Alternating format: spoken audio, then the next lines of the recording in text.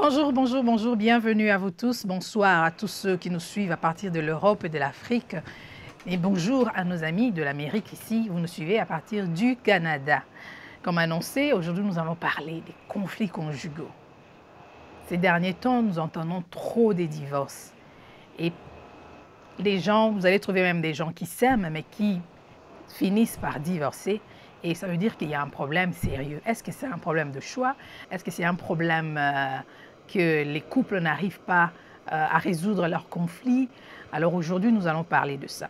Si vous êtes en ligne, alors dites-nous dans les commentaires, vous nous suivez à partir d'où, quel temps il fait chez vous. Et nous voulons savoir qui sont en ligne. Aujourd'hui, nous allons parler des conflits conjugaux, comme je l'ai dit. Et si vous avez des questions, vous pouvez les poser dans les commentaires. Vous nous suivez live aujourd'hui, le 18 juillet 2020.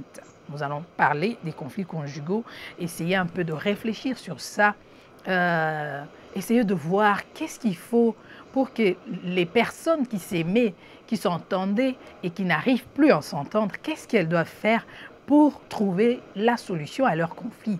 Alors, vous devez comprendre aussi, lorsqu'on arrive au niveau de conflit, ça veut dire qu'il y a un problème, entre deux personnes, entre les mariés, entre deux personnes qui sont en relation, et ils arrivent à un niveau où ils sont devenus comme des rivaux. Ils sont devenus comme...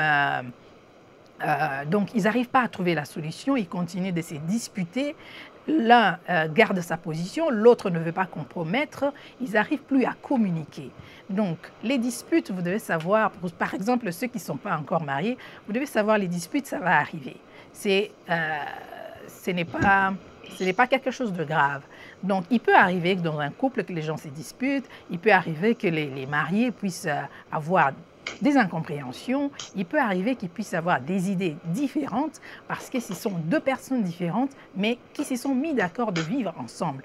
Chacun a été élevé quelque part à sa manière, l'autre aussi a été élevé, a eu son éducation et ils vont se mettre ensemble pour passer leur vie à deux. Et voilà, ce n'est que normal qu'il puisse y avoir des incompréhensions, des disputes aussi, parce que bon, c'est aussi un moyen de connaître, de savoir ce qui dérange l'autre. Hein? Vous devez savoir que bon, ce sont des choses qui arrivent dans un couple, c'est normal. Même des gens que vous pouvez trouver, que vous pensez que ce sont des couples parfaits, mais elles arrivent à se disputer, c'est normal. Elles arrivent à se disputer. Mais quand on arrive au niveau des conflits, et c'est là que nous avons besoin d'avoir quand même une certaine expérience, nous avons besoin des conseils, nous avons besoin des directives, nous avons besoin même d'aller voir des thérapeutes aussi. Hein. Sûrement vous avez entendu parler de la thérapie de couple. Bon, ça aussi, lorsque vous arrivez à un certain niveau où vous n'arrivez plus vraiment à communiquer, il y a la communication qui est cassée, ça devient un problème sérieux. Donc aujourd'hui, je ne suis pas seule, je suis avec évangéliste Rachel Chakomwamba, avec qui nous allons discuter, parler de ça et pourquoi pas donner des suggestions pour aider des gens qui nous suivent, des couples qui nous suivent, qui ont des problèmes de communication. Bonjour, évangéliste Rachel. Bonjour, bonjour, bonjour, ma sœur Dali. Comment ça va? Ça va bien, et vous? Oh, je vais très bien. Pour la grâce de Dieu. C'est bien, gloire à Dieu. Et puis, ce temps de confinement, maintenant, il y a des confinements partiels. Comment vous avez passé ce temps?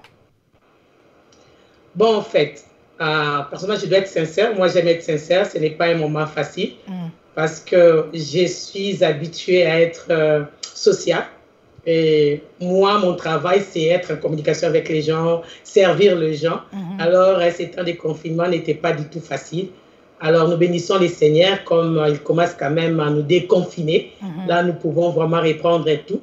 Voyez-nous, on est dans les champs des Seigneurs et nous sommes ça et là, bénir les gens. Et quand on n'est pas en contact, nous trouvons que beaucoup de choses sont vraiment limitées. Mais ce n'était pas facile. On doit être sincère et quand on manque une vie sociale, bien que on peut dire qu'on n'est qu'avec son conjoint, on va même en parler. On a toujours besoin des êtres humains que Dieu a créés qui sont tout autour de nous. Mais avec la grâce de Dieu, nous avons pu surmonter ces temps. Et comme ça commence à être déconfiné, nous bénissons les Seigneurs par ça. Et je profite pour te dire merci d'abord pour l'invitation.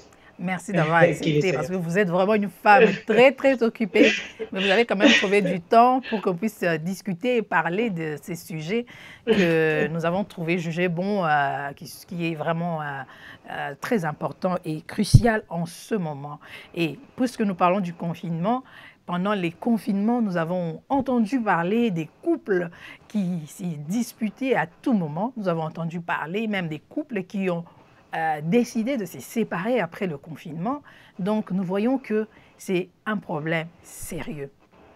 Et vous qui faites partie du corps pastoral, est-ce que vous rencontrez ces genres de problèmes régulièrement? Les couples viennent consulter, au fait, vous consulter pour avoir des conseils de votre part. Est-ce que c'est quelque chose de régulier?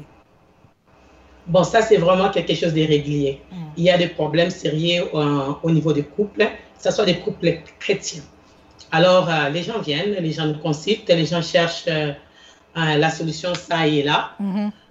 Nous rencontrons vraiment qui est dans les corps de Christ, parce que là, je ne parle pas seulement de gens qui ne connaissent pas les Seigneurs, même le chrétien, ils connaissent les problèmes sérieux au niveau de leur foyer.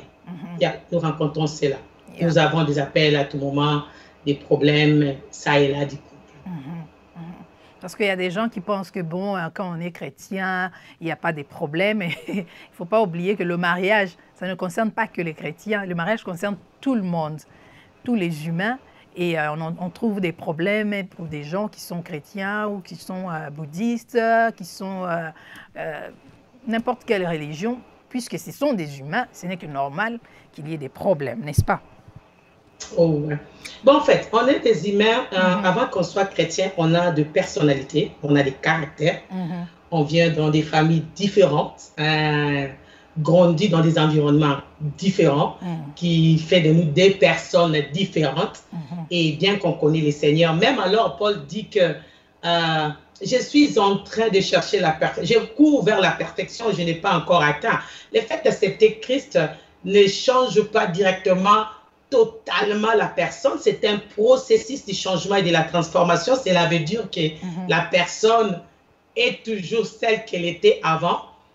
Donc, la transformation, ça va mollo jusqu'à ce que la personne va atteindre le temps de la maturité spirituelle ou chrétienne. On a encore nos caractères et nos comportements. Vous savez, au début, oui, ça c'est quelque chose de vrai parce qu'on a des personnalités différentes. On a aussi reçu des éducations différentes. Donc, chacun vient aussi avec ses principes dans le couple et ça va demander à ce que vous mettiez tout ensemble pour que vous puissiez marcher de l'avant à deux, mais sur un seul chemin. Oh, c'est ça le problème. C'est ce qu'on dit, on devient une seule chair. Devenir une seule chair, quand l'homme quitte, la femme quitte, il devient une seule chair. Mais devenir une seule chair, ça devient un processus.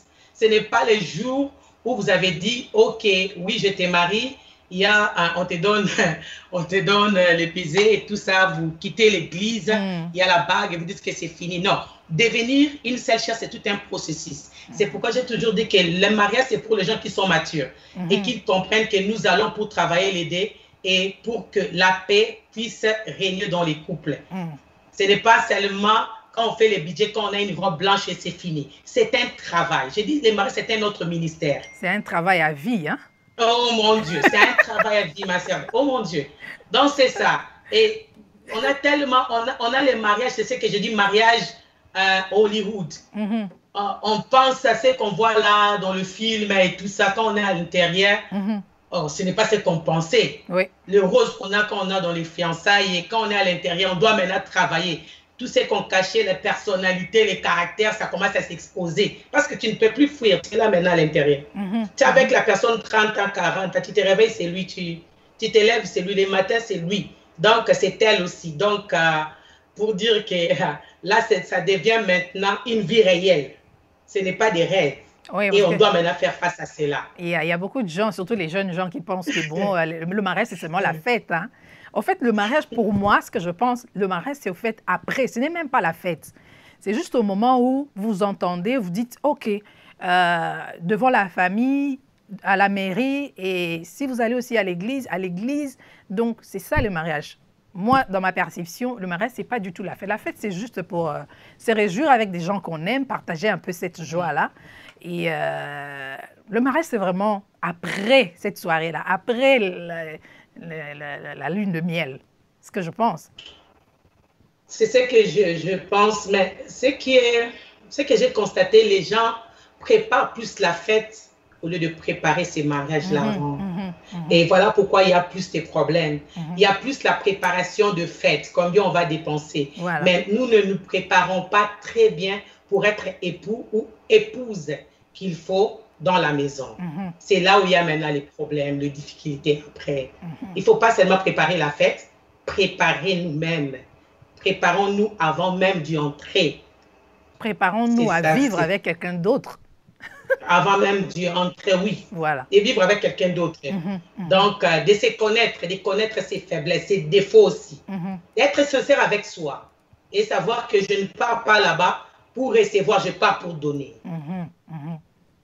Vous avez... Le meilleur des mots. Je vais vous faire une confidence. Moi, quand je me suis mariée, je m'étais dit, ah, vive la liberté, parce que mes parents étaient stricts. On ne sortait pas trop, il n'y avait pas des soirées, rien du tout. Et quand je me suis mariée, je me suis dit, ah, maintenant je suis chez moi, donc ça va, je peux faire tout ce que je veux. Mais c'est après que je me suis rendu compte, non, j'ai quelqu'un avec moi, avec qui je dois partager. Et s'il faut que je continue ma vie, ou bien je pense que, waouh, ça c'est le libertinage, je vais faire tout ce que je veux, ça va être catastrophique. Parce que si lui aussi commence à faire ce qu'il veut, alors ça sera vraiment, on aura un sérieux problème. Mais au début, c'est l'idée que j'avais emmenée. C'était comme, je me débarrasse de mes parents, maintenant je vais être libre. Ah, c'est ça. Beaucoup de gens pensent que c'est le mariage, c'est là où bon, on ne peut pas fuir un problème. Donc, les gens fuient la maison parce qu'ils sont en train de fuir un problème pour penser que c'est dans le mariage où on trouve la paix, on trouve tout. Donc, c'est des roses, par exemple. Non, non, non, non. On n'entre pas d'abord dans les mariages parce qu'on est en train de fuir un problème. Parce que c'est les temps. C'est pas vraiment notre sujet d'aujourd'hui, on va parler de ça plus tard. Mais on n'entre pas dans le mariage à cause de ça. Parce que dans ma maison, je suis fatiguée. Dans ma maison, mes parents me donnent la tête, me font la tête. Je vais fuir ma maison pour aller entrer dans un mariage. C'est déjà un mauvais départ. C'est déjà un mauvais départ. On n'entre pas dans le mariage parce que l'autre s'est marié. Moi aussi, je vais aller. On entre dans le mariage parce que vraiment des mauvaises raisons d'y entrer dans le mariage. Non, moi, je pense qu'on n'entre pas parce que l'âge avance. Oh, personnellement, je me suis mariée à l'âge avancé. Hein. Moi, je dois dire, hein, eh bien, j'ai attendu le temps et la personne qu'il faut, pour moi, personnellement. Et tous ces temps-là que j'attendais, je me préparais. C'est ce que j'ai dit, je me suis préparée avant la fête. Donc, je me préparais à me connaître moi-même. Je savais que peut-être j'étais une femme. Moi, j'étais nerveuse. Une personne, quand je me fâche, mon Dieu, oh mon Seigneur. Je me suis dit, maintenant, j'ai commencé à faire, comment je vais dire, à faire une étude personnelle. Qu'est-ce que je dois changer maintenant là, pour que ça ne puisse pas être un problème dans mon foyer. Je dois aussi changer ça. Je dois aussi changer ça. J'ai commencé à prier pour certains caractères que j'avais, que je pensais que ça pouvait affecter mon mariage. Alors, j'ai travaillé vraiment. Très important. C'est très important de se connaître. Oh, c'est très important. Connaître ses qualités et ses défauts aussi. Pour ne pas que l'autre soit devienne la victime au fait de vos mauvais comportements. Il faut vraiment se connaître. Que ce soit l'homme, que ce soit la femme. Très important. Très important qu'on puisse se connaître. Alors, lorsque nous parlons des conflits conjugaux, qu'est-ce qui pousse au fait les couples à arriver à ce niveau où ils n'arrivent plus à trouver de solution et le problème demeure? Vous voyez même, les mariés ne se communiquent plus, les mariés ne se parlent plus et chacun tient à sa position. Qu'est-ce qui pousse les gens à arriver à ce niveau-là? Bon, ce que je dirais, je vais dire quelque chose. Tout conflit mal traité laisse des séquelles durant de longues années. Premièrement, ils arrivent à ce niveau-là parce que depuis le début, il y a des signaux qui n'ont pas eu le temps de commencer depuis le début à chercher la solution. Les problèmes s'accumulent. Et lorsqu'il y a l'accumulation, il y a frustration. Lorsqu'il y a frustration, il y a des discordes. Lorsqu'il y a discorde, finalement, il y a séparation. Parce qu'on n'a pas eu à gérer le conflit de le début. Donc, c'est comme s'il y a la saleté qu'on place derrière le tapis, ça s'accumule. Vous voyez? Et lorsque ça déborde, ok, la vase a débordé, on ne peut plus contrôler. On manque maintenant le contrôle du problème. Mais si nous avons l'habitude de commencer dès le début à pouvoir chercher la solution, lorsque le problème commence, lorsqu'il y a des signaux, il y a des signaux dans chaque problème. Donc, disons, les problèmes ne commencent pas seulement comme ça, ne se gèrent pas seulement comme ça. Il y a des causes. Il y a des causes. Les conflits ne commencent pas seulement comme ça. Il y a toujours des causes. Tu vas voir une femme qui se fâche pour rien. Pour un tout petit peu, elle va se fâcher. Ce n'est pas parce qu'elle veut se fâcher. Peut-être elle manque l'affection. Surtout ça, c'est vraiment une des causes. Je trouve que les femmes créent des conflits dans les couples. Donc, il y a que les femmes qui créent des conflits et pas les hommes. Non, je n'ai pas encore parlé des hommes. Donc, le deux, on parle des deux. C'est côté de l'affection parce que la femme a besoin de l'affection. La femme a besoin de l'affection. C'est une personne créée pour qu'elle puisse recevoir l'affection. Et lorsqu'elle ne reçoit pas ça, ça frustre la femme. Donc, l'affection sont de petites choses. Mais peut-être cette femme-là n'a pas aussi le temps de parler. Elle ne sait pas communiquer. Ou elle en parle, son partenaire ne fait pas vraiment attention. Tu vois, elle s'occupe pas. Mais il y a, donc, chaque personne... Mais dans ce cas, lorsque vous remarquez, lorsque la femme remarque que le langage que je suis en train de parler, mon partenaire n'arrive pas à comprendre, ça veut dire qu'elle doit changer de méthode. Elle doit changer. Qu'est-ce qu'elle doit faire en ce moment-là, selon vous? Bon, disons, si par exemple, moi personnellement, si je trouve que j'ai besoin de l'affection et que l'homme ne me donne pas, je peux commencer à lui donner parce que, bon, est-ce que je peux parler un peu des hommes africains? Mais je ne parle pas de tout. Hein. Pas tout le monde, je ne généralise pas. D'accord. Des fois, hein, il y a toujours des exceptions hein, quand je parle de tout ça. La plupart du temps, nos hommes africains, ils n'ont pas vraiment appris à donner l'affection.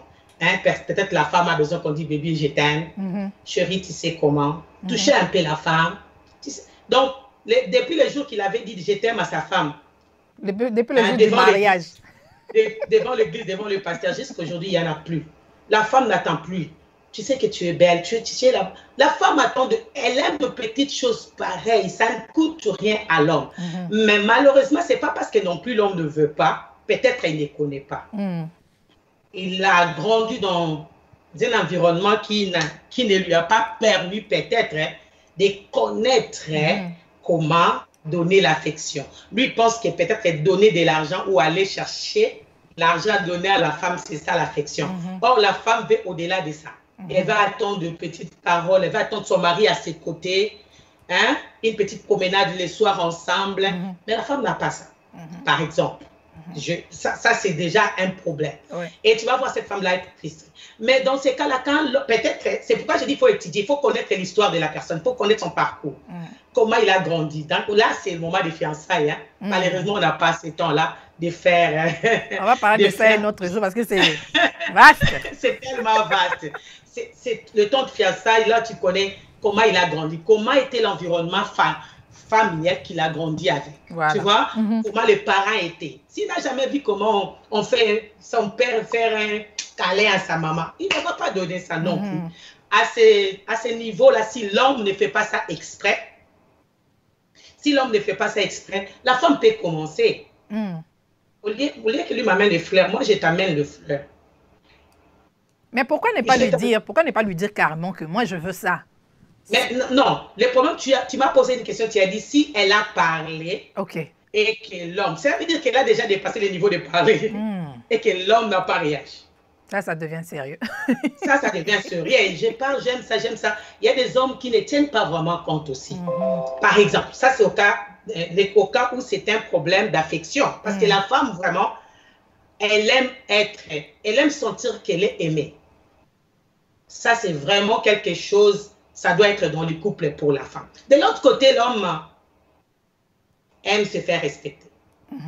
Ça, c'est des choses-là, on commence. Oh, ma femme ne me respecte pas. Eh, ma femme ne me respecte pas. Je lui ai dit la façon de changer tout ça. Comme vous dites, maintenant, à ces points-là, si on a parlé, la personne ne change pas. Et ça, c'est maintenant chercher d'autres stratégies qui peuvent peut-être pouvoir amener la personne à changer. C'est à communiquer. Si la communication ne passe pas, on peut amener au niveau des prières. Mais si ça ne passe pas toujours, c'est là maintenant on doit chercher une troisième personne. Moi, je ne donne pas encore, comment je vais dire, je ne laisse pas au couple d'aller chercher la troisième personne avant que eux puissent d'abord traiter leurs problèmes dans la maison. Vous voyez? En parlant de la troisième personne, nous devons savoir aussi qu'il faut faire très attention à qui parler de ces problèmes. Parce qu'il y a des gens qui sont allés parler de leurs problèmes à une tierce personne, mais malheureusement, ça a été comme l'essence dans le feu. Donc, ça a encore bardé parce que ce n'était pas la bonne personne. La personne n'a pas donné des bons conseils, au fait, pour que les personnes puissent se réconcilier, pour que le couple retrouve leur harmonie. Donc, il faudrait vraiment faire très, très attention. Même chez nous, en Afrique, de fois, bon, les conseils qu'on nous donne en Afrique, c'est quand tu te maries, tu as un problème avec ton mari, va voir les séméki, va voir ses frères, va voir la belle-mère ou les beaux-pères. Mais ça aussi, ça peut être dangereux. Parce que ça fait partie aussi des troisièmes personnes, ça peut aussi être dangereux. Parce que si la mère, pour lui, son fils est parfait, donc vous voyez que si c'est la faute à son fils, vous voyez que ce n'est pas du tout la bonne personne à qui parler. Donc, concernant la troisième personne, on doit vraiment faire très, très, très attention. Ouais, la troisième personne intervient lorsque les deux personnes ne veulent pas coopérer, n'arrivent plus au point, comme vous avez dit au départ, qu'elles n'arrivent plus au point eux-mêmes de pouvoir résoudre ces problèmes-là. C'est pourquoi c'est vraiment important. Parce que je dirais que le premier point pour que nous puissions vraiment régler un problème dans un couple, c'est d'abord la prise de conscience du problème entre le deux partenaires. Pas seulement une seule personne. Et souvent, parce que je vois souvent, peut-être c'est l'homme qui se soucie plus de chercher la solution. La femme n'y est pas.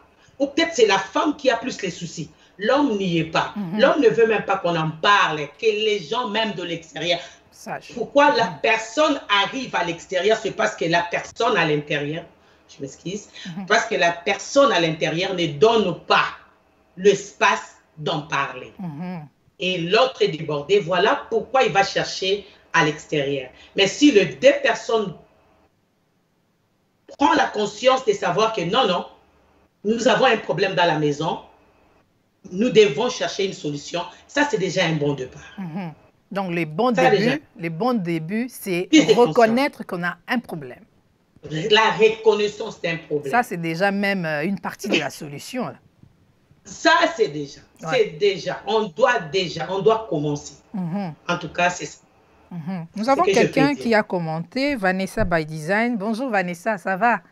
Alors, il dit, moi, je montre à mon partenaire comment m'aimer. Il faut leur dire s'exprimer dans son couple. Il y a aussi Huguette qui dit « Elle a des bons conseils ». Voilà.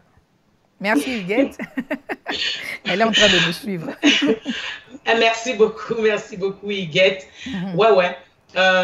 Les problèmes, c'est les femmes aiment parler. Comme on a parlé, la communication, c'est la clé dans un couple. Mais les problèmes, c'est des côtés de l'homme. Nous, les femmes, nous sommes extravertis. Les hommes, d'habitude, sont introvertis. Ils ne s'expriment pas trop. Ils ont le problème d'exposer leurs émotions. C'est pourquoi c'est bien de connaître la personnalité de son conjoint.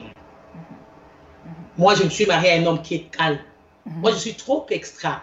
Lui, on est vraiment, oh mon Dieu, dans mon couple, on est ma façon de réagir. Même quand nous sommes dans un couple pastoral, il est pasteur. En fait, c'est pasteur Joseph, il est pasteur, moi aussi.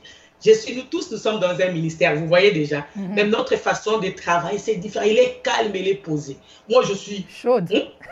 Oh my God. Les gens qui me connaissent ça. Je suis chaude. Alors, je prends le temps d'étudier sa personnalité. Okay. On a des personnalités. Il y a des gens qui reçoivent, il y a des femmes qui reçoivent, qui avalent et ne savent pas s'exprimer. C'est une personne introvertie. Elle ne s'exprime pas. Elle a du mal à s'exprimer. Et peut-être qu'elle veut s'exprimer. L'homme ne donne pas l'accès. Non, je n'ai pas le temps. Il n'a pas seulement le temps.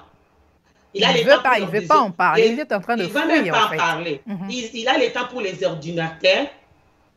Tout est notre problème. Ça, on ne va même pas en parler. Ça casse la communication dans les couples, les histoires des médias. Tout le temps au téléphone, tout le temps sur Facebook. On n'a pas le temps. C'est un problème sérieux, la communication. Et les problèmes, peut-être si l'homme, la manière dont tu lui approches, ça compte sur l'homme. Ça aussi, oui. Parce que si vous avez un problème et que, par exemple, comme vous avez dit, les femmes sont beaucoup plus extraverties, la façon dont vous commencez déjà à juger votre mari. Non, c'est ta faute. Vous commencez déjà à lui dire que non, c'est ta faute, puisque comme nous sommes dans cette situation. Mais vous mettez déjà l'autre dans une position où il ne pourra plus, au fait, vous le poussez, au fait, à avoir une position défensive. Il va se défendre et vous n'allez plus vous entendre parce que toi, tu veux qu'il accepte que c'est de sa faute. Et lui, il veut expliquer que ce n'est pas ce que tu vois, donc, et ça barde. La communication va être coupée par après parce que bon, l'autre va dire, puisque tu ne veux pas m'entendre, ben je ne vais plus parler. Je laisse tomber. C'est ça le grand problème, trouver les bons moments pour lui parler. La manière, je trouve le problème, la manière dont on présente les problèmes, ça ne permet pas à l'autre de pouvoir s'asseoir, t'écouter. Mais si tu as fait un bon repas là, tu as bien préparé, l'homme entre, chérie, tu sais, tu lui dis tout ce qu'il faut. Et puis, à un moment très calme, tu dis, est-ce qu'on peut parler? Je ne pense pas une personne normale va refuser. Mais quand tu es toujours, toi vraiment, hein, tu comprends déjà, hein? Regarde, il n'y a que toi vraiment. Si je suis comme ça, non. On doit éviter des accusations mutuelles dans un couple. Lorsqu'on veut chercher des solutions. Non. Il faut éviter. Et les femmes qui sont comme des perroquets, dès qu'elles commencent à parler, c'est fini, l'autre ne va plus parler. Même lorsqu'ils vont trouver quelqu'un pour exposer leurs problèmes, et la tierce personne est même étonnée, elle n'a même pas le temps de leur donner des conseils parce que la femme ne fait que parler depuis qu'elle a commencé. C'est ça. Donc, on peut vraiment... Parce que là, nous cherchons le piste et des solutions. C'est important. Pour chercher des pistes, on doit chercher des causes. Il y a beaucoup de causes. On a parlé des causes de l'affection. Il y a, par exemple, des causes financières. Oui. Ça, c'est notre problème sérieux. Je range des finances dans un couple. Nous avons tellement de problèmes, nous avons tellement de factures. Et comment nous gérons cela? Ça crée des problèmes. Vous allez voir, peut-être c'est la femme qui travaille plus, l'homme ne veut pas travailler et c'est lui qui dépense plus, c'est lui qui s'endette. Voilà. Ou c'est, oh mon Dieu, c'est lui qui va s'endetter, c'est lui qui va dire tout ce qui vient passe ici. Vous allez voir, la femme non plus ne veut pas travailler. Nous sommes dans une génération où les deux doivent s'entraider. Voilà. Nous allons avec l'idée, on va s'entraider. On ne laisse pas un poids sur l'autre. Vous voyez? Ça, c'est aussi une des causes qui crée beaucoup de frustration dans un couple, qui crée des conflits. Gérance des finances. L'argent réservé pour payer les factures, on va s'acheter l'alcool pour boire. Non. Mon Dieu. L'argent, par exemple, réservé pour l'école des enfants, on va peut-être acheter les habits.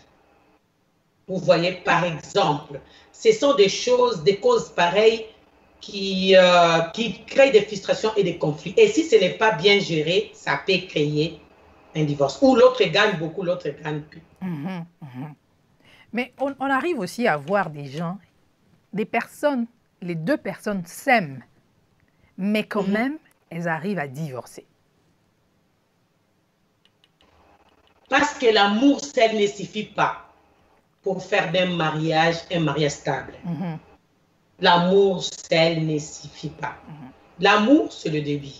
Mais les autres, c'est un travail. Vous comprenez? Ouais. C'est la coopération mutuelle de travailler sur nos caractères.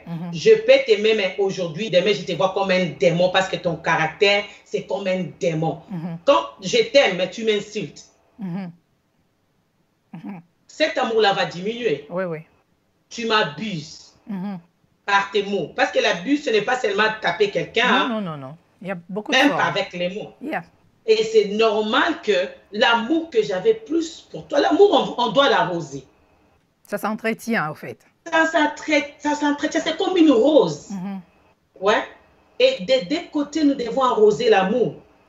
Je dois travailler, comme j'ai vraiment dit, je dois travailler sur mon comportement, tu dois travailler pour que notre amour continue à avoir de la flamme. Voilà. Mais si, de l'autre côté, on s'est bien marié, tu me disais je t'aime, aujourd'hui, regarde comment elle est. Tu prends trop du poids, tu deviens comme je ne sais quoi. Ou l'autre, regarde ce mari-là, tu es inutile. Tu appelles ton mari inutile. Comment cet homme-là va continuer à t'aimer? Tu vois? Ouais. Donc, et tu commences à comparer ton mari avec l'autre.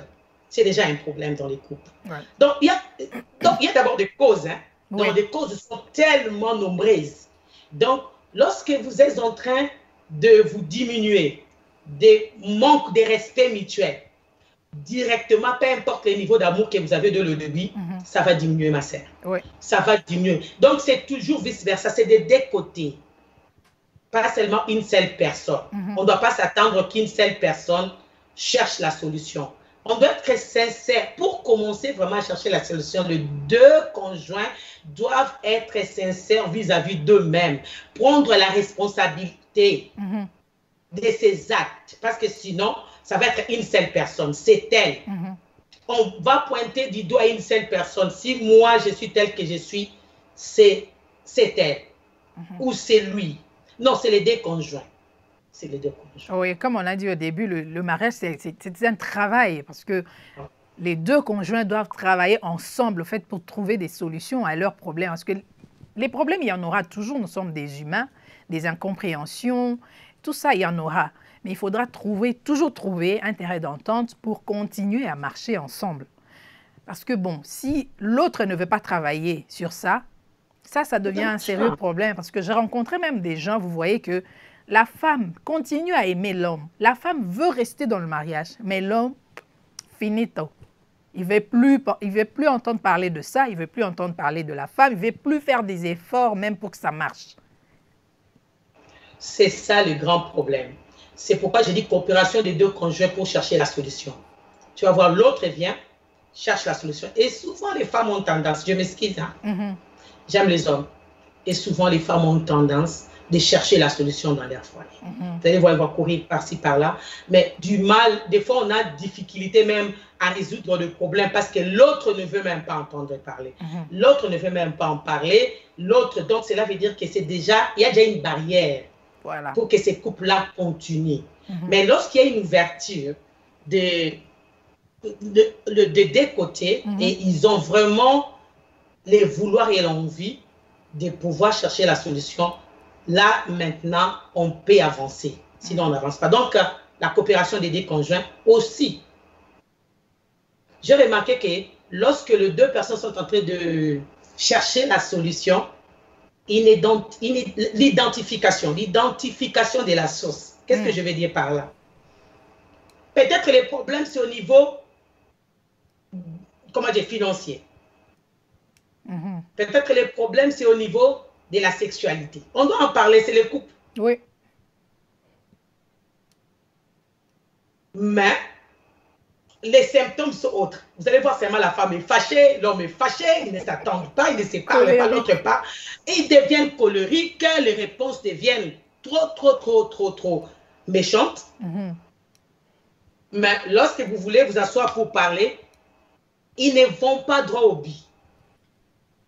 Ils tournent en rond, mais la racine, c'est autre chose. C'est quelque part d'autre. Oh mon Dieu! La racine, c'est peut-être dans la chambre, il y a un problème. Et puisque c'est dans la chambre, ils ne veulent, je ne sais pas, ils ne veulent pas en parler. Pourquoi? Parce qu'ils ont honte, parce que c'est un sujet tabou, parce que, je ne sais pas. Pourquoi est-ce que c'est comme ça? Les gens tournent en rond, en fait. Mais c'est parce que chez nous, les Africains, on pense que la chambre, c'est vraiment un sujet tabou.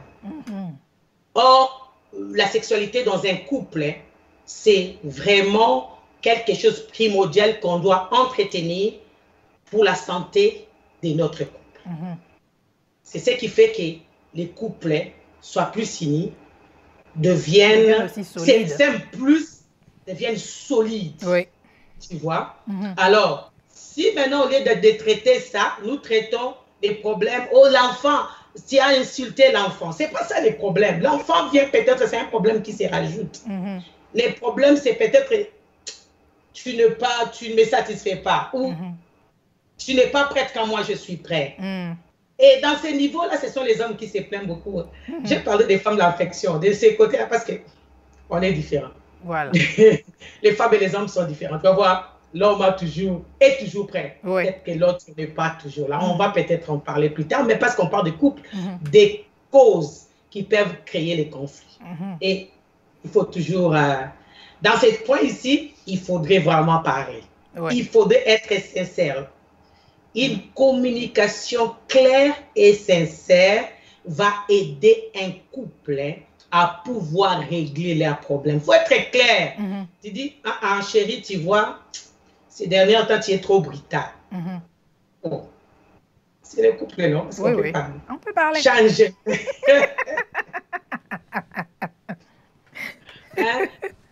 Ces derniers temps, tu m'as tellement fait fâcher la journée, tu m'attends seulement sur le lit. Ça ne marche pas comme ça. Ça, c'est un problème sérieux. Il y a beaucoup de femmes qui ont ce problème et les hommes n'arrivent pas à comprendre les femmes. En fait, il faut arriver à comprendre comment fonctionne une femme. Tu vois qu'il y a beaucoup de choses à se dire. Hein? Sans blague. Il y a beaucoup de choses à se dire parce que bon... Donc, lui, il va se fâcher et peut-être que l'autre n'est pas prête, mais l'autre aussi a besoin d'abord d'être bien traité depuis les salons, depuis la journée, pour être... Donc, c'est vraiment... Et c'est là, maintenant, on doit s'asseoir. Tu m'as insulté la journée, la nuit, tu me chasses. C'est pas comme ça. Bien qu'on dit que mon corps, ce n'est pas pour moi-même. C'est ça, c'est que la Bible nous dit. Ton corps n'appartient pas à toi. Le corps de ton mari n'appartient pas à lui-même. Mais, on doit savoir comment tout doit marcher dans la paix. Tout doit marcher en harmonie. Tout doit marcher avec amour, avec affection. D'ailleurs, quand tu aimes, la Bible dit, quand tu aimes quelqu'un, tu ne dois pas quand même les blesser à tout moment. Ou la blesser, cette personne-là, à tout moment. Elle est blessée, elle est frustrée, elle est je ne sais comment. Et vous voyez, par exemple, le problème, ce n'est pas ça. Donc, nous devons aller droit au but. Il faut d'abord identifier les causes. Identifier. Donc, on doit être sincère envers nous-mêmes et envers notre partenaire. Dire ce qu'on ressent, pourquoi on a été blessé, pourquoi on a été offensé, le dire clairement au fait, parce que certaines personnes n'arrivent pas à s'exprimer et elles pensent que bon, il va comprendre ou bien elle va comprendre, système Yamukolo comprendre, Azamukolo, il faudrait comprendre. Mais on doit mettre des paroles, des mots au fait au-dessus de ce que nous ressentons pour que l'autre arrive aussi à comprendre la situation que nous avons au-dedans, à l'intérieur de nous. Donc, oui, c'est bien. La communication est très, très, très importante, comme l'a dit évangéliste Rachel Chako. Là, je vois Dodo Pella qui dit « It is true ». Yeah. Amen. Vous savez, j'aime un verset dans la Bible qui dit, c'est dans le livre des Proverbes 15:4, hein, ça dit la langue douce, c'est un arbre de vie. Mais la langue perverse brise l'âme. Ça, c'est très capital. La langue douce, c'est un arbre de vie. Mais la langue perverse brise l'âme. On se brise trop dans les couples. On pense qu'on est des ennemis, on est des adversaires. On n'est pas des adversaires. On est une seule chair. L'autre conjoint doit savoir que si je fais du mal à mon conjoint, c'est à moi-même. Vous devenez une seule chair. Et d'autres choses, j'ai constaté, lorsque nous cherchons des solutions dans les couples, nous cherchons plutôt la victoire, on ne cherche pas la vie. C'est moi qui dois gagner. On veut savoir tu veux avoir raison, en fait. Oui. Yeah. c'est moi ici, c'est moi l'homme, c'est moi, trop d'orgueil. C'est moi d'abord. Surtout à nos hommes africains, en tout cas mes frères, je vous aime beaucoup, mais on doit améliorer les choses. On doit vraiment améliorer les choses pour que le couple puisse durer, pour que vous puissiez vieillir ensemble. Oui, on doit parler de certaines choses. Je pense que l'Église doit être éduquée. Je trouve que les deux parties doivent être éduquées. Wow. Je suis conférencière par la grâce de Dieu, mais je trouve que nous faisons plus de conférences des femmes. Et je cherche des conférences d'hommes. On doit parler aussi à l'autre partie. Oui, parce que nous donnons trop aux hommes, aux femmes, mais il y a pas des conférences. En tout cas, là, j'invite à mes collègues serviteurs de pouvoir organiser des conférences où il y a les hommes qui apprennent aussi à gérer leur foyer. Parce que nous sommes seulement à un côté. À gérer et qui sachent aussi comment parler. Et parler et aimer. C'est vraiment important. Moi, je ne suis pas ici pour parler aux femmes, mais comme j'ai parlé, il y a aussi des femmes qui sont très impolies. Oui. Oui. Très impolies. Ce que vous avez dit au début, ce que vous avez dit, vous avez parlé du respect. Je suis à 100% et je sais que les hommes ne supportent pas des femmes impolies. Ça, c'est quelque chose. Des femmes qui ont une langue comme une gilette, comme un couteau, les hommes ne supportent pas ce genre de femmes. Ne supportent pas. Ne supportent pas. C'est pour cela, moi, ma mère me disait toujours, les jolies femmes, baba la raté à cause de ça, parce qu'elle est tellement sûre d'elle, elle parle avec une arrogance que tu ne peux pas imaginer. Ça fait fuir les hommes. Tu dois respecter ton mari, tu dois l'aimer. Tu dois l'aimer et tu dois le respecter. Nous devons, c'est notre responsabilité, ton épouse, d'aimer, de respecter l'homme.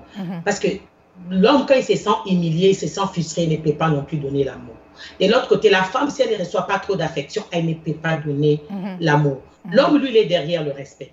La femme est derrière l'amour. Et le respect, que ce soit en privé ou en public, hein? Partout, partout, tu dois respecter. Peu importe, les maris n'est pas, comme on dit, ton mari n'est pas parfait. Non, toi non plus, tu n'es pas parfait. C'est ça. De même manière que l'homme a besoin qu'on les respecte, la Bible dit ceci, l'homme aussi doit respecter sa femme. Les traitements doivent être au même niveau. Mutuel. Donc, tu ne peux pas commencer à... Oui, mutuel. Tu ne peux pas parler à ta femme comme si elle était une... Je ne sais pas, je m'excuse. Hein. Tu la traites, toi, là, devant les gens. C'est la mère de tes enfants. C'est une partie de toi. La femme non plus ne peut pas parler à son mari n'importe comment. Que ce soit, ils sont entre eux, que ce soit en public. Donc, parce que la Bible nous dit clairement, ce que tu ne veux pas qu'on te fasse, ne le fais pas aussi aux autres. C'est clairement, ça s'applique même au couple. Le respect doit être mutuel. L'homme doit respecter la femme aussi doit respecter l'homme. Et c'est parce que quand tu t'aimes toi-même, la Bible dit, tu aimeras ton prochain comme toi-même. Personne ne va se taper lui-même. Personne ne va... À moins que tu aies des démons qui te poussent à les faire. Mais, oh, je te dis, hein, tu vas pas te casser toi-même. Si la personne devient ta chair, tu dois l'aimer. Tu dois prendre soin de lui comme tu prends soin de ta chair. Alors, les problèmes deviennent, les difficultés, c'est au niveau à ce niveau-là aussi. Manque de respect en public ou en privé. Et tout ça, ça revient encore à une bonne communication, à la façon dont nous transmettons nos messages, c'est très important l'un à l'autre. Donc, nous avons parlé, vous avez évoqué le problème de, au fait, se connaître, travailler sur soi, accepter qu'on a un problème, accepter qu'on a un problème et puis commencer à entamer maintenant la communication. Entamer la communication et la communication sincère. Il n'y a pas un sujet tabou. Parce que j'ai remarqué lorsqu'on fait, comme on dit, les counseling des couples, il y a des hommes, non, pas ça, ne parlez pas. Non, on doit parler de tout et de rien. Non, non. Si ce n'est pas bien traité, si l'autre n'est pas satisfait, on doit en parler. On ne doit pas laisser des zones d'ombre. On parle que de ça, pas de ces sujets. On ne donne pas l'autre le temps de s'exprimer son opinion. C'est ça, oh mon Dieu. Il n'y a que moi qui parle. C'est moi le boss dans cette maison. Tu n'as rien à dire. Mais comment ça? Ça devient compliqué. Chacun doit se sentir libre de s'exprimer. Mais oui, l'expression doit être ouverte. Chaque personne, la femme doit parler. L'homme doit laisser, quand on se communique, hein, on s'assoit, on cherche un bon moment, un bon temps. Nous cherchons un terrain d'entente. Voilà. Et la femme doit parler. L'homme aussi doit parler. Ce n'est pas seulement une seule personne. Si on veut aborder ça, non, ne va pas là-bas. On doit aborder tout sujet. Il n'y a pas de sujet tabou dans les mariages. Que ce soit dans la sexualité, que ce soit dans les tâches ménagères, que ce soit... Oh, c'est encore un problème. Oui. Ouais. Ça, c'est encore un autre problème. Je ne vais même pas en parler. C'est une cause encore. Est-ce qu'on peut parler? On peut parler. Il y a trop de problèmes. Donc, tout ça, vous voyez, ça mène la flamme dans des couples. Et des petites choses qui pouvaient être réglées directement quand on manque de gérance, quand on manque bien, quand nous manquons le temps ou nous manquons à chercher la solution, vous voyez, ça va s'accumuler. C'était peut-être les problèmes ménagers. Les problèmes ménagers, ça change, ça devient le problème des finances et ça change. Et puis après, ça déborde. Et puis après, c'est les divorces. Quand on cherche la solution, l'autre est déjà fatigué, l'amour est parti. On ne sait plus revenir ensemble. Je pense, la communication. L'autre chose que je voulais parler, c'est vraiment important. La considération de la différence, de nos différences. Même les jumeaux sont différents. Hein? Mon Dieu. Le problème est que quand on se marie, on veut que l'autre devienne comme soi. Bon. Moi, je ne peux pas devenir mon mari. Il ne peut jamais devenir Rachel. C'est ça. Nous devons seulement travailler à chercher la balance. Moi, je suis extra. J'accepte sa différence. J'accepte comme il est. Ses défauts et ses qualités. Et lentement et sûrement, nous travaillons sur ses défauts. Voilà. Lui aussi doit m'accepter tel que je suis. Je parle beaucoup, mais tu m'as marié comme ça. Tu comprends? Tu m'as marié comme ça. Donc, on doit travailler et je dois quand même travailler pour aussi chercher à m'améliorer. Voilà. Mais je dois d'abord l'accepter tel qu'il est. Et lui aussi doit m'accepter tel que je suis. C'est vraiment accepter nos différences, considérer ça aussi. Ça ce que vous dites là, c'est vraiment sérieux parce qu'il y a certaines personnes qui viennent dans le mariage pour changer l'autre. Ils espèrent changer l'autre. L'autre aime, par exemple, aime s'habiller, aime se maquiller, aime être coquette. Et lui, parce qu'il n'aime pas ça, il dit, bon, je vais la changer. Je veux qu'elle devienne une autre personne. En fait, elle vient, elle épouse quelqu'un, elle épouse une femme, mais avec une image d'une autre femme. C'est ça aussi. Alors qu'elle, en tant qu'un être humain, et elle a aussi ses désirs, elle a sa passion, elle a des choses qu'elle aime, des choses qu'elle n'aime pas, en fait. Donc, comme vous dites là, il faut accepter, mais travailler dans les défauts. Faiblesse. Les faiblesses. Travailler sur ça, mais laisser quand même la personne demeurer elle. Qu'elle soit elle, qu'elle soit authentique.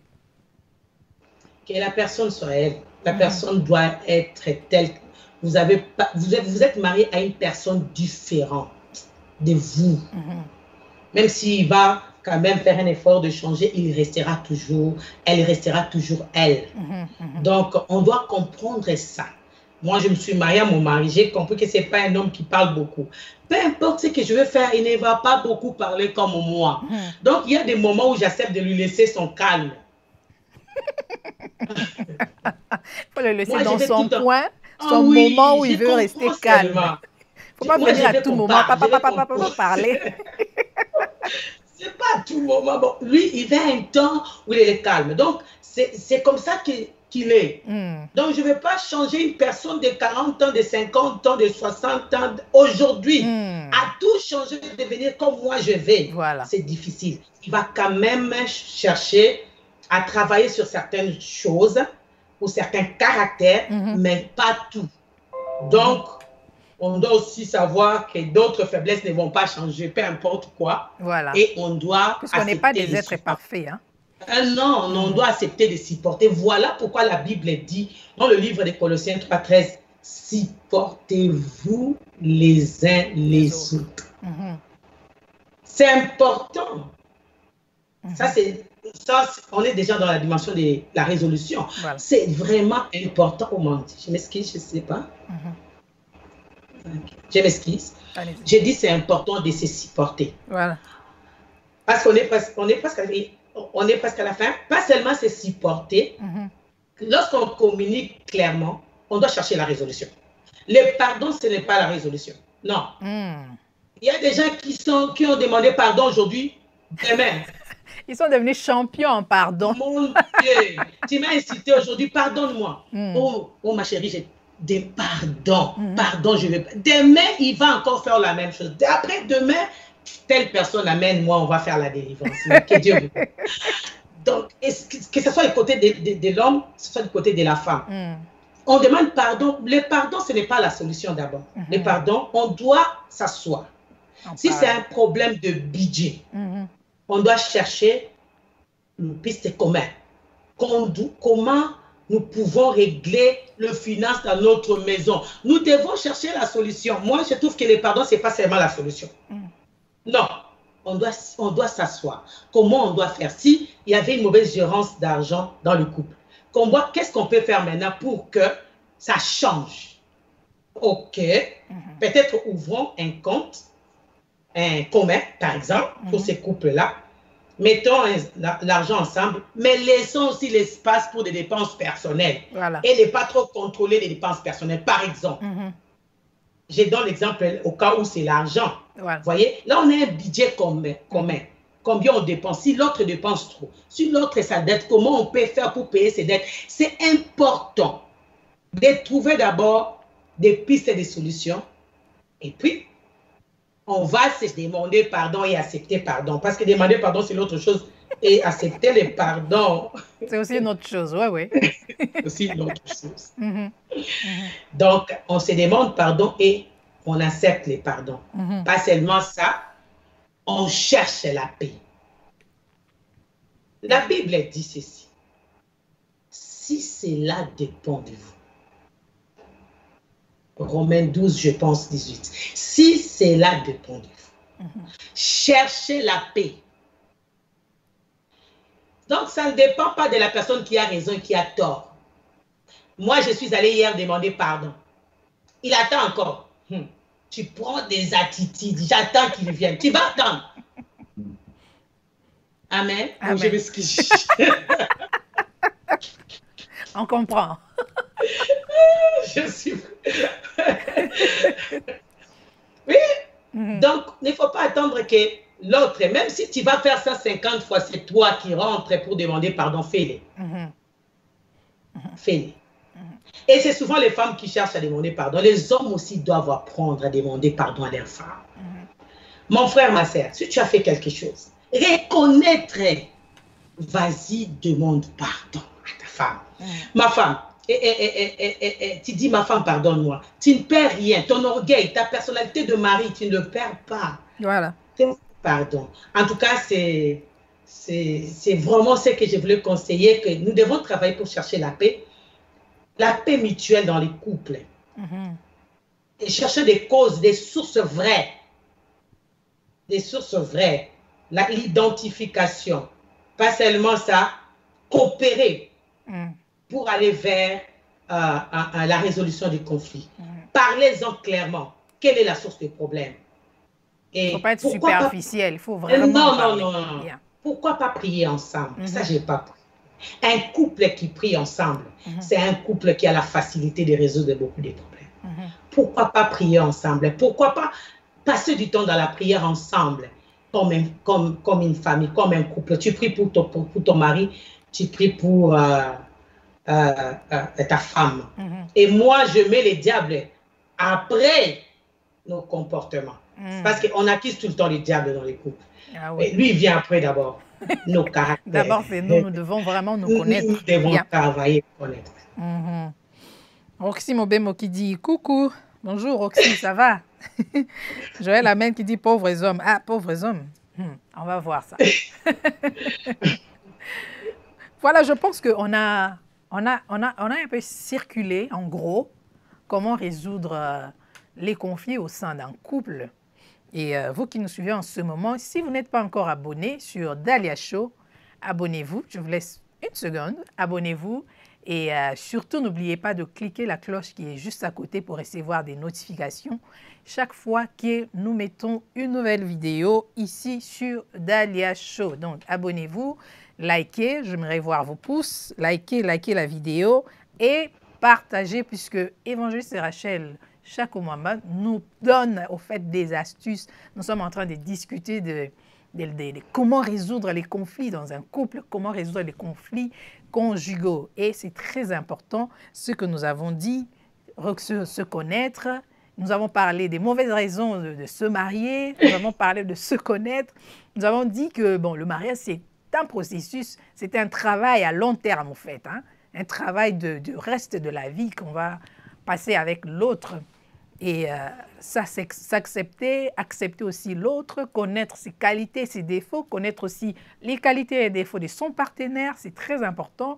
Et puis, entamer la discussion ou la communication, au fait, communiquer dans tout le respect, sans pour autant juger l'autre, sans pour autant incriminer l'autre. Donc, nous devons savoir comment parler et savoir quand parler. C'est ça, c'est très, très important. Alors, évangéliste, nous allons bientôt nous séparer. Un dernier mot à dire. Surtout, nous avons aussi une autre émission que nous allons faire le samedi prochain, n'est-ce pas? Oui. Voilà. Évangéliste, elle va retourner le samedi prochain parce qu'elle a tellement à dire. Nous ne pouvons pas tout finir aujourd'hui. C'est un samedi et sûrement vous avez des choses à faire. Nous ne voulons pas vous retenir ici. Et nous allons bientôt vous libérer. Évangéliste, un dernier mot avant de nous séparer. En tout cas, je voudrais dire merci à tous celui qui nous a suivis. Notre souci, ce n'est pas seulement de nous suivre, mais de mettre en pratique les petits conseils que nous sommes en train de donner d'une manière ou d'une autre, partout où vous êtes, si vous êtes bénis et que Dieu vous bénisse. Et vous pouvez toujours se connecter à nous pour prier si vous avez besoin encore d'autres conseils. On est là et la sœur Dali est là et nous sommes là pour toujours vous aider. Maintenant qu'il y a beaucoup de choses qui se font en ligne, est-ce que vous avez, puisque vous avez parlé de se connecter pour prier avec vous, est-ce que vous faites des prières en ligne? Comment les gens doivent vous contacter? Oh, j'ai un temps que je passe chaque samedi en ligne. Ça, c'est une prière internationale. Peut-être le dimanche prochain, le samedi prochain, je donnerai le numéro, les codes pour ceux-là qui veulent se connecter. C'est seulement 1 heure. C'est de 10h à 11h. Les gens se connectent et nous prions ensemble chaque samedi de 10h à 11h. Sur cette ligne-là internationale, nous prions. Et par là, les gens peuvent profiter s'ils veulent nous poser certaines questions. Mais merci beaucoup. Soyez vraiment bénis. On se voit le samedi prochain, les ratés pas surtout. Donc, vous pouvez se retrouver Évangéliste Rachel Chakomamba sur... Vous êtes sur les réseaux sociaux, n'est-ce pas? Sur Facebook? Oui, je suis sur Facebook, je suis sur YouTube, je suis sur Facebook, je suis sur Instagram. C'est Évangéliste Rachel Chak. Vous allez le voir, moi. OK. Voilà, si vous voulez entrer en contact avec l'évangéliste Rachel Chakomamba, elle est sur les réseaux sociaux, allez juste taper son nom et vous allez la retrouver. Et si vous avez des questions, vous pouvez toujours lui poser et elle est à votre disposition. Voilà, merci Roxy qui dit « Merci évangéliste pour vos conseils, que Dieu vous bénisse abondamment. » Voilà. Merci beaucoup. Voilà, chers amis, si vous êtes ici pour la première fois, abonnez-vous, c'est Dahlia Show. Ici, nous allons parler de tout et de rien. C'est Dahlia Show, discussion sans filtre. Nous allons parler de ce que même vous pensez que c'est un sujet tabou. Nous allons en parler puisque nous voulons vous aider. Donc, prenez bien soin de vous et vous qui avez des problèmes, commencez par déterminer les causes et ensuite Mettez-vous ensemble et parlez. Parlez clairement, parlez, pas artificiellement, mais ayez une conversation vraie, sincère et dans le respect, dans l'amour. Donc, c'est déjà les débuts de la solution de vos conflits. Merci beaucoup à vous tous qui êtes connectés. Je vous retrouve samedi prochain à la même heure sur Dahlia Show et partagez comme vous voulez, sans modération. Merci à tous nos amis qui nous ont écrit et merci surtout à l'évangéliste Rachel Chakomamba pour votre disponibilité. Je vous retrouve très bientôt, samedi, n'oubliez pas, 15h heure de Toronto. Au revoir, merci, bye. Au revoir, bye.